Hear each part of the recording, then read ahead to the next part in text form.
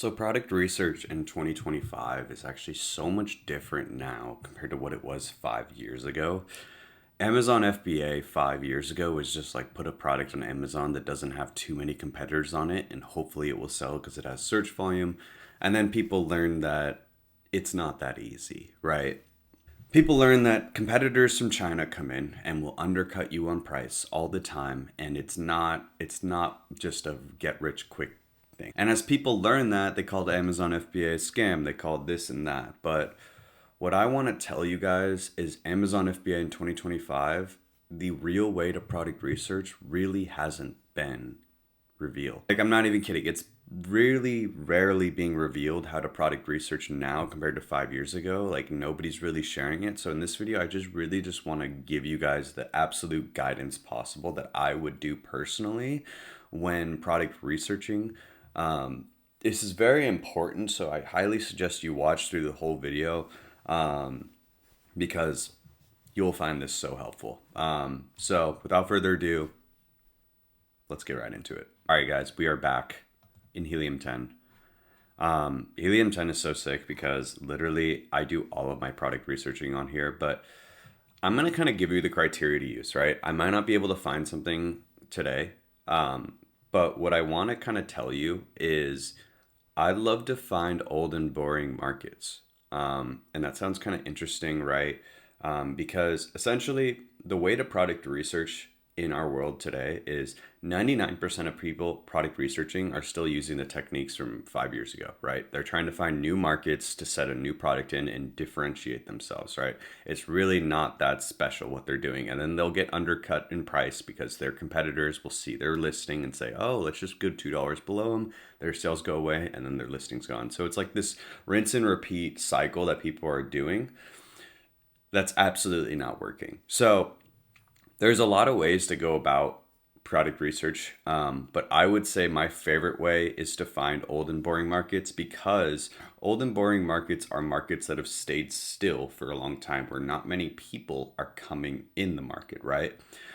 I have a few examples I can even show you in general for markets, and I'll show you as this video goes on. But the way to find old and boring markets, and we probably won't find anything today. So this is Helium 10 black box. I use it every single time I product research. I have a coupon down below if you ever want to save money on it and follow along with what I'm doing, and a way to support the channel as well, because I work really hard to try to get you guys the best content possible. But the way to find these old and boring markets, like, they're so important, because it's like you could start a brand new 2025 brand in a market that hasn't had a brand come out in 10 plus years, right? So typically you have to find listing ages, right? So there's like a lot of strategies behind this. So you can even do like listing ages, like 48 months. I like to do number of images, because usually really old listings have only like 2 or 3 images. So I'll go max like 3 images. I like markets where it's just like very boring and like industrial, or like construction stuff, like tools that they'll need. So I'll always go construction scientific. We'll go maybe health and household. No, that tends to have high cost per clicks. So we'll go home and kitchen, and then we can go pet supplies and patio, lawn and garden. Those, like, excuse me. I tend to find a lot of good markets or a lot of good products to start a brand in those areas. So I would suggest going with those. Ace in revenue, I really don't care. I guess I'll just put 18 grand, but like, I just want to see markets at this point. I don't really care about reviews. I just want to find older markets. We can go minimum like 500, but like, I'm still minimizing because there could be like newer listings doing better, but it's really just about, guys, finding markets that have been forever been in just a spot like that. So as we zoom in here, when I look at like markets like this, I am just scrolling to see what has had a high chance of literally no innovation over the last 5 to 10 years, right? So like, look at this one, a root enhancer, organic root enhancer.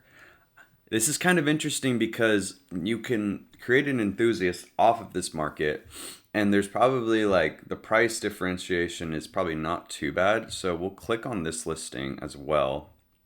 So the way to click on a listing, by the way, guys, just FYI, is there's a square right here when you go over the image.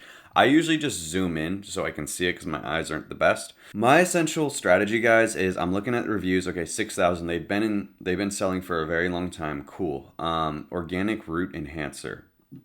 So we copy pasted root enhancer now into our search term, and we get it to this market. And kind of crazy, this is like a really old market, a root enhancer. The price differentiation is kind of crazy. It's what I look for. Overall, like pretty dang good market. You can create a cool brand character. The brand, nothing sticks out to me yet. There's a few things that do, but I would look for markets even older than this. But this is pretty good. Like this is a lot of them have stayed in stock. There's probably a good amount of revenue inside of it. $23, so you can probably go to $27 on average. But this is like the type of market like people would never, 99% of people would not even look at, right? Like these types of markets because you can innovate the enhancer to make it even better, right? That's one. Number two, you can literally create a sick brand character off it, like the Mr. Root or like something really cool involving the character being the root, right? There's a lot of like cool things you could do with this market, right?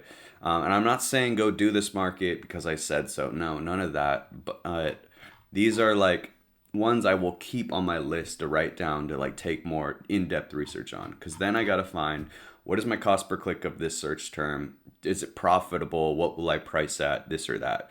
So I think the biggest lesson for today, guys, is like really look into older markets. Like find like there's ways to do it with like listing age when using black box, all this and that. But overall, guys, hopefully you guys liked today's video. Like it's really short. It's just really a quick lesson I wanted to teach you. Just want to get you better every single day. But I have a Discord down below.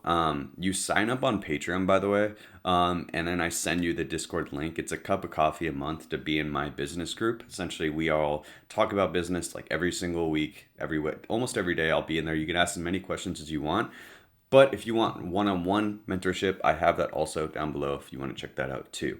So just thought I'd mention that. Hope you guys have an amazing weekend. Yeah, you guys all can be successful. It's just your choice. Take care. Later.